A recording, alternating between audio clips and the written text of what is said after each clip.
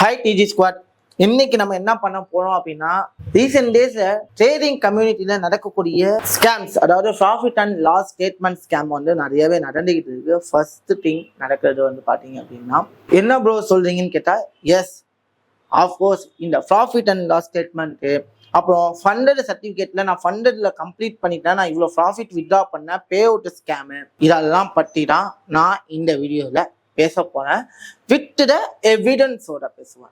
அதுதான் வந்து நம்ம வந்து பார்க்க போறோம். ஸோ அதை எப்படி வந்து நான் ஷார்ட் அவுட் பண்றது, ஏன்னா எதனால இந்த விஷயத்தை பற்றி நான் பேச போறோம் அப்படின்னா, ஃபர்ஸ்ட் நான் பேசுறதுக்கான ரீசன் பார்த்தீங்க அப்படின்னா, ஆல்ரெடி ட்ரேடிங்னாலே கேம்லிங், ட்ரேடிங்ல எல்லாரும் லாஸ் தான் பண்ணுவாங்க அப்படிங்கிற நேம் எல்லாம் போய், எல்லா காசையும் விட்டுவங்க நேம் எல்லாம் போய், இப்ப ட்ரேடிங் கோர்ஸ்ல போயிட்டு நான் எந்த கோர்ஸ் சூஸ் பண்ணணும்னு பார்த்தா, ட்ரேடிங் கோர்ஸ் விற்கிறவங்க நிறைய பேர் இந்த மாதிரி சில விஷயங்களை பண்றாங்க. அதாவது fake profit and loss statement காமிக்கிறது. ஏன்னா அதுக்கு நிறைய சோர்சஸ் கிடைச்சிச்சிங்க. ஏன்னா டெக்னாலஜிஸ் அப்படிங்கிற ஒரு விஷயம் வந்ததுக்கு அப்புறம் அவ்வளவு சோர்சஸை ஈஸியா மாடிஃபை பண்ண முடியும். அதை நான் எப்படி நான் காமிக்கிறேன். ஆஃப்டர் த டெமோ அக்கௌண்ட் வச்சுக்கிட்டு நான் இவ்வளவு ப்ராஃபிட் பண்ணேன் அப்படின்னு சொல்லிட்டு இருக்காங்க. நிறைய பேர் இந்த வேலையை வந்து பாட்டிட்டு இருக்காங்க. ஆஃப்கோர்ஸ் சொல்ல போனா அதுதான் வந்து இப்போ நிறைய பேர் வந்துட்டு என்னையுமே அதே கோணத்திலேயே வச்சு பார்த்துருந்தாங்க. ஃபர்ஸ்ட் அவங்களுக்காக நான் மற்றவங்களை பத்தி பேச போறதுக்கு முன்னாடி ஃபர்ஸ்ட் என்னை பத்தி நான் இங்க ப்ரூஃப் பண்ணணும். ஸோ நிறைய வீடியோல நான் என்னோட ப்ராஃபிட் அண்ட் லாஸ் ஸ்டேட்மெண்ட்டை காமிச்சிருக்கேன். MT4 காமிக்கல, இப்படி காமி. எஸ், நான் MT4 காமிக்கல, எதையும் காமிக்கல. என்னுடைய எஸ்னஸ் உடைய சம்மரி டேட்டா, என்னுடைய எஸ்னஸ் உடைய அஃபிஷியல் சம்மரி டேட்டா, இது உண்மையிலேயே என் அக்கௌண்ட் தானா அப்படின்னு பாத்தீங்கன்னா, முகமது நசீர் பக்கீர் முகமது என்னுடைய அஃபிஷியல் இமெயில் ஐடி போட்டிருக்கேன். ரைட்டா? ஸோ இது என்னுடைய அஃபிஷியல் அக்கௌண்ட்டு. ஓகே, என்னுடைய கேபிட்டல் வந்துட்டு கிட்டத்தட்ட ஒரு 39,000 இருக்கு. எல்லாருமே வந்து திங்க் பண்ணுவீங்க, என்ன முதல்ல 34,000 வச்சுருந்தீங்க, இப்போ வந்து வச்சுருக்கீங்க, ப்ராஃபிட் அப்படிங்க கம்மியாக இருந்தீங்க. ஸோ அஃபிஷியலி தேஜினியஸ் USD டெபாசிட் அண்ட் வித்ட்ராவல் பண்ணி கொடுக்குறோம் அப்படின்னு சொல்லிட்டு சொல்லிடணும். அதை அஃபிஷியலாக பண்ணணும். ஸோ அதுக்கான லிக்விடிட்டியுமே நாங்கள் ஆட் பண்ணி வச்சுக்கோம். இது ஒரு செப்பரேட் பிஸ்னஸ்க்காக.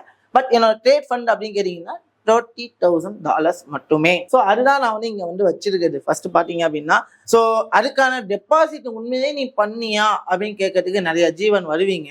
ஸோ அதுக்காகவும் நான் என்னோட டெபாசிட் ஹிஸ்டரியை நான் காமிக்கிறேன். ஸோ என்னோட டெபாசிட் ஹிஸ்டரி பாத்தீங்க அப்படின்னா, நான் டெபாசிட் பண்ணி வச்சிருக்குது. ஓகேங்களா? ஸோ இந்த லிக்விடிட்டிக்காக ஃபர்ஸ்ட் நான் டெபாசிட் பண்ணி வச்சுக்கிட்டு, ஃபர்ஸ்ட் நான் இதை நான் கிளாரிட்டி பண்ணி, ஸோ டெபாசிட் பண்ணி வச்சுக்கிறேன் என்னோட லிக்விடிட்டி ஃபண்ட் இது. ஓகேவா?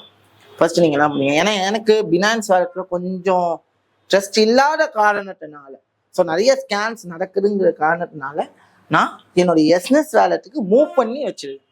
தேவைங்கிறப்ப நான் அங்கேயே நாங்கள் மூவ் பண்ணி கொடுத்துருப்பேன். ஸோ இந்த டெபாசிட் வித்ட்ராவல் அஃபிஷியலாக டேஜினியஸ் பண்ணுது. So as per the market ப்ரைஸுக்கே சேஃபர் டிரான்சாக்ஷன்ஸோட பண்ணி கொடுக்குறோம். ஸோ உங்களுக்கு விருப்பம் இருக்குது அப்படின்னா USDT பை அண்ட் செல் தாராளமாக நீங்கள் டேஜினியஸை கனெக்ட் பண்ணி வாங்கிக்கலாம். அதுக்காக ரொட்டேட்டிங் ஃபண்டு தான் இது வந்துட்டு. ஓகேங்களா? ஃபர்ஸ்ட் நான் கிளாரிட்டி கொடுத்துட்டேன். ஆஃப்டர் தட் என்னுடைய பர்ஃபார்மன்ஸுக்கு நான் வரேன். ரைட்டா?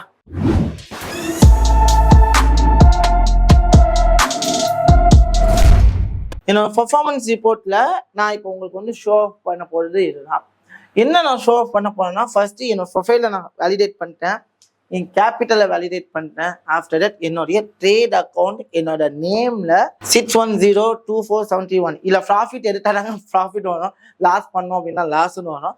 ஸோ இந்த வீக் நான் வந்து இந்த வீக் ஸ்டேட்மெண்ட் லாஸ்ட் 7 daysல நான் பண்ணது வந்து பாத்தீங்கன்னா, திட்ட என்னோட கேபிட்டல் வந்து ஒரு 2.9% வரைக்கும் பண்ணிருக்கேன். அதாவது $8,712 வரைக்கும் நான் பண்ணியிருக்கேன். அதுதான் வந்துட்டு இந்த இடத்துல வந்து நான் உங்கள்கிட்ட சொல்ற ஒரு விஷயம். ஓகேங்களா? ஸோ இது வரைக்கும் நான் பண்ணியிருக்கேன். ஆக்சுவலி நீங்கள் இது போன வரைக்குமே நான் பண்ணேன். ஆக்சுவலி ஆல்மோஸ்ட் 89 வரும். பட் இங்கே பண்ண முடியல அப்படிங்கிறதுக்காக தான் நான் இதை வந்து ஷோ ஆஃப் பண்ணேன். ஸோ ஆக்சுவலி பார்த்தீங்கன்னா $817 வந்து நான் ப்ராஃபிட் பண்ணியிருக்கேன். இது என்னோட பர்ஃபார்மன்ஸ் ரிப்போர்ட். உடனே 16 ட்ரேட் எடுத்து இவ்வளோ ப்ராஃபிட் பண்ணீங்கன்னு கேட்டால், எஸ், என்னோட ரிஸ்க்கை ரொம்ப மினிமலாக பண்ணி தான் நான் பண்ணது. ஆக்சுவலி அதுதான் வந்து ரியாலிட்டி. ஸோ ரொம்ப மினிமைஸ் பண்ணி என்னோட ரிஸ்க்கை யூஸ் பண்ணி தான் நான் எடுத்தது. அதில் திட்ட எனக்கு வந்து பார்த்தீங்க அப்படின்னா மோர் தென் ஒரு 8 trades வந்து பிரேக் டவுன் ஹிட் ஆச்சு. பாக்கியில் ஒரு 2 trade லாஸ் ஆச்சு. ஏன்னா $100 தான் நான் ரிஸ்க் எடுத்தேன். ஸோ 2 trade லாஸ் ஆச்சு. பாக்கி ஒரு $800 லாஸ் ஆகும். டோட்டல் ப்ராஃபிட் பார்த்தீங்கன்னா 1000. அதில் லாஸ் போக எனக்கு 817 ப்ராஃபிட்ல நிலையில இருக்கு. இதை எல்லாத்தையும் என்னால அஃபிஷியலா நான் இங்க வந்து ஷோ ஆஃப் பண்ணிட்டேன். ஆனா நிறைய பேர் எப்படியெல்லாம் ஷோ ஆஃப் பண்றாங்க அப்படின்னு பாத்தீங்கன்னா, MT4 அக்கௌண்ட்ல வந்துட்டு இந்த ப்ராஃபிட் வித்ட்ராவல் காமிக்கன்னு கேட்டா, அது டெமோ அக்கௌண்டா இருக்கலாம். ஸோ டெமோ அக்கௌண்ட்ல எமோஷன்ஸ் ப்ளே ஆகாது. ஸோ உங்களை வந்து நிறைய ஏமாற்றி அவங்க கோர்ஸை செல் பண்ணணும்னு சொல்லிட்டு டெமோ அக்கௌண்ட்ல ப்ராஃபிட் பண்ண மாதிரி போறது, 1:10 அப்படி பண்ண இப்படி பண்ணுன்னு சொல்லிட்டு சார்ட்ல ஷோ அப் பண்ணுது. பட் இங்க ப்ரூவனான ரிசல்ட் இருக்கா அப்படின்னு கேட்டா இங்க ப்ரூவனான ரிசல்ட் இல்லைங்கிறதுனா ஃபர்ஸ்ட் இந்த இடத்த நான் சொல்றேன். இப்போ என்னுடைய விஷயத்த பாத்தீங்கன்னா தெரியும், நான் ட்ரேட் பண்ணியே சம்பாதிச்சுட்டு போயிடலாம்னு சொல்லிட்டு. அப்போ உங்கள்ட்ட ஒரு பெருசு பெருசா காமிக்கிறாங்க, பெருசு பெருசா காமிச்சு என்னோட கோர்ஸ் ஒரு ப்ரைஸை பார்த்தீங்கன்னா 1,00,000 ரூபா 2,00,000 ரூபான்னு சொல்லி ப்ரைஸ் பண்ணி விற்கிறது.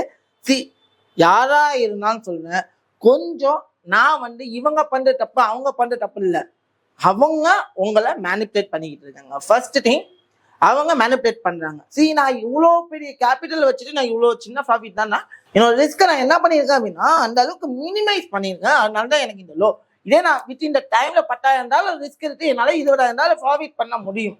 பட் எனக்கு அந்த 10,000 ஒரு பெரிய அமௌண்ட். பட் நான் 1 வீக்ல திட்ட ஒரு 70,000 ரூபாய் ப்ராஃபிட் பண்ணது எனக்கு 10,000 எனக்கு இது போடும்னா நான் சொல்லுவேன். என்னோட பர்சனல் ஒப்பீனியன் எனக்கு இது போடும். ஓகேங்களா? ஸோ அந்த மாதிரி தான் நம்ம வந்து பண்ணிட்டு இருக்கோம்.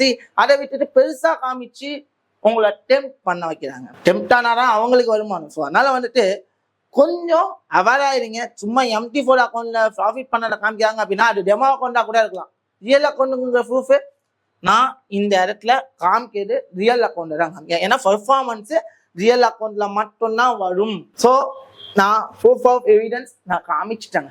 ஸோ ஆஃப்டர் தட் நிறைய பேர் வந்து நான் ஃபண்டட் எக்ஸாம் பாஸ் பண்ணிட்டேன், நான் ஃபண்டட்ல ப்ராஃபிட் ஸ்பிளிட் எடுத்துட்டேன், ப்ராஃபிட் பண்ணிட்டேன், நிறைய போஸ்ட் நிறைய ஸ்டோரி, அதுவும் இன்ஸ்டாகிராம்ல குப்பை மாதிரி கிடையாது. அதை நான் ஒரிஜினல் எது ஃபேக் எதுன்னு என்னால் கண்டுபிடிக்க தெரியல அப்படின்னு நிறைய பேர் இப்பவும் ஏமாண்டிட்டு இருக்காங்க. உண்மையை சொல்ல போனா இவங்க இவ்வளவு ப்ராஃபிட் எடுத்தாங்க, நம்மளால ப்ராஃபிட் எடுக்க முடியும்னு கேட்டா உண்மையிலே அவங்க ப்ராஃபிட் தானா எடுத்தாங்கிறத நீங்க எப்படி ரிவ்யூ பண்றது அப்படின்னு பார்க்கணும். ஸோ P&L ஸ்டேட்மெண்ட்ல எப்படி ரிவ்யூ பண்ணணும்னு நான் சொல்லிட்டேன். இது எஸ்என்எஸ் மட்டும் இல்ல, எல்லா புரோக்கிங்குமே லெஜிட்டான புரோக்கர்ஸ் எல்லாமே இந்த பெர்ஃபார்மன்ஸ் ரிப்போர்ட்ஸ் வந்து எடுக்க முடியாதுன்னு நான் சொல்லலை. ஆஃப்டர் தட் இந்த இடத்துல உங்களுக்கும் ஒன்று சொல்லப்பேன். இப்போ நான் காமிக்கிற ஒரு ஃபண்டட் இன்வெஸ்டருடைய ப்ராஃபிட் ஸ்பிளிட்டுக்கான சர்டிஃபிகேட் காமிக்கிறேன். இது ஒரிஜினலா டூப்ளிகேட்டா பார்த்தீங்க அப்படின்னா இது டூப்ளிகேட் சர்டிஃபிகேட்னு நான் சொல்லுவேன். ஏன்னா எல்லாமே பண்ணியிருக்காங்க, சர்டிஃபிகேட் கொடுத்துட்டாங்களே ப்ரோ. எஸ், இது டோட்டலி என்னன்னா ஃபேக் சர்டிஃபிகேட்னு அப்படின்னு சொல்லுவேன். ஏன்னா இந்த சர்டிஃபிகேட் அப்படின்னு நீங்க எடுத்துக்கிட்டீங்க அப்படின்னா இந்த சர்டிஃபிகேட்ல ஒரு கம்பெனி சர்டிஃபிகேட்ல இப்ப எப்படி நடக்கும் அப்படின்னா இந்த இடத்துல என்ன நடக்கும் அப்படின்னு பாத்தீங்கன்னா QR கோட் அப்படிங்கிற ஒரு விஷயம் இருக்கும். ஏன்னா இந்த பர்சனோட சர்டிஃபிகேட் தானா அப்படிங்கிறத ரிவ்யூ பண்றதுக்காக QR கோட் அப்படிங்கிற ஒரு விஷயம் இருக்கும். பிளஸ் இந்த சர்டிஃபிகேட் இஷ்யூ பண்ண டேட் இருக்கும். இந்த ரெண்டுமே இங்க இல்லை அப்படின்னா இது டூப்ளிகேட். புரியுதுங்களா? அதை தாண்டி வேற QR கோட் எடுத்துக்கூட QR கோட் பண்றாங்க. நல்லா புரிஞ்சுங்க, எந்த ஒரு சர்டிஃபிகேட் எடுத்தாலும் நீங்க அந்த QR கோடை நீங்க வேலிடேட் பண்ணிக்கலாம். இந்த இடத்துல இதை டூப்ளிகேட்னு சொல்றோம். இதே பர்சனுடைய ஒரிஜினல் சர்டிஃபிகேட்டை நான் உங்களுக்கு ஷோ ஆஃப் பண்றேன். ஷோ ஆஃப் பண்றது உங்களுக்கு தெரியுதா? இங்க என்ன இருக்கு? QR கோட் இருக்கு, டேட் இருக்கா? ஸோ இது வந்துட்டு பாத்தீங்க அப்படின்னா அவங்களுடைய அஃபிஷியல் டிஸ்கார்ட் கம்யூனிட்டியில அவங்களுடைய ஷேர் இருக்கு. ஓகேவா? ஸோ இந்த இடத்துல பாத்தீங்கன்னா அவங்க QR கோடு வந்திருக்கு, இஷ்யூ பண்ண டேட் வந்திருக்கு. ரைட்டா?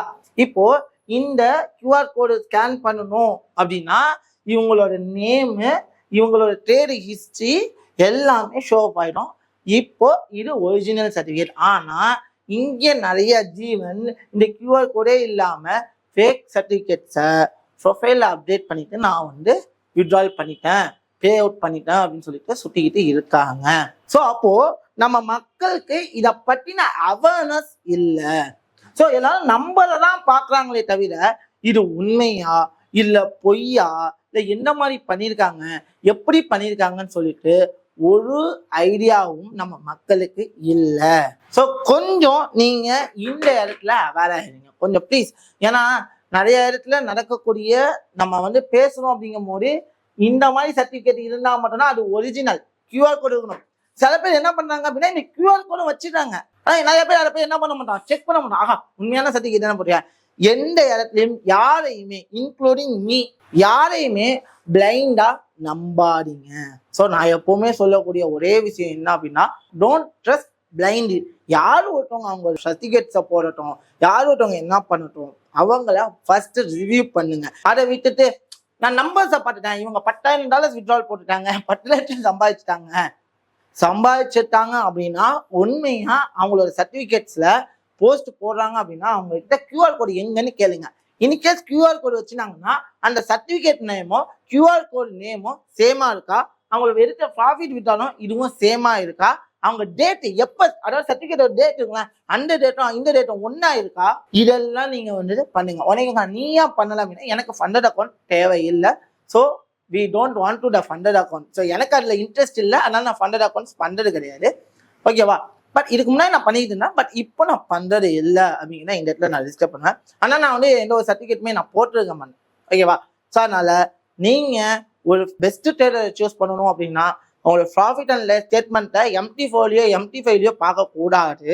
என்ன பண்ணணும், அவங்களோட பர்ஃபார்மன்ஸ் ரிப்போர்ட்ஸ் டேட்டாவை கேளுங்க. இல்லையா அவங்க டேரக்டா போய் விசிட் பண்ணுங்க, அவங்க டேரக்டான ஆஃபீஸ்ல போய் விசிட் பண்ணுங்க, டேரக்டா எல்லாமே பாருங்க. ஒன்று. இன்னொன்று, ப்ரோ இவங்க வந்து அவ்வளோ பெரிய அமௌண்ட்லாம் இன்வெஸ்ட் பண்ண ரெடியா இல்லை, அவங்க வந்து ஃபண்டட் அக்கௌண்ட் தான் பண்றாங்கன்னு கேட்டா, எஸ் ஃபண்டட் அக்கௌண்ட்ல பே அவுட் போட்டாங்க அப்படின்னா அதுக்கான சர்டிஃபிகேட் இருக்கும். அதுக்கான சர்டிஃபிகேட் அப்படின்னு பார்த்தீங்கன்னா அதுக்கு என்ன இருக்கும், கம்பல்சரி QR கோடு இருக்கும், டேட் இருக்கும். இது எல்லாமே அவங்க கூட சிங்க் ஆகுதான்னு வேலிடேட் பண்ணுங்க.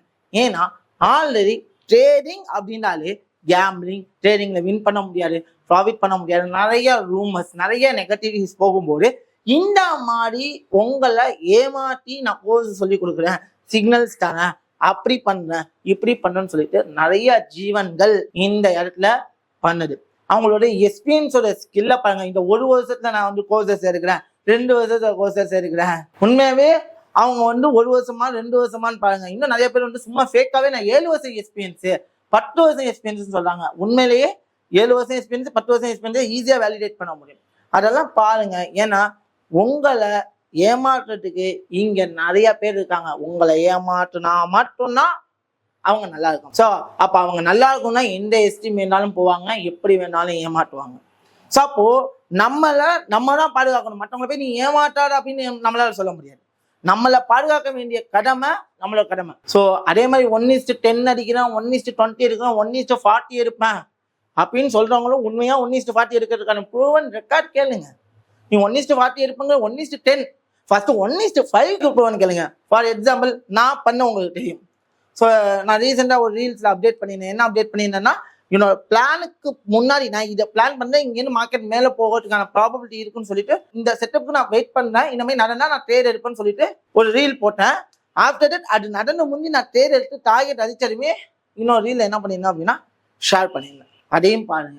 ஸோ இந்த மாதிரி எல்லாம் ரெக்கார்ட்ஸ் இருக்கா, அவங்களோட ஸ்டூடெண்ட்ஸ் அவங்க எந்த அளவுக்கு டீச் பண்றாங்க, எந்த அளவுக்கு கோச்சிங் பண்றாங்க ரெக்கார்டு இருக்கா, சும்மா வாழைப்பழ மாதிரி பேசுறாங்க.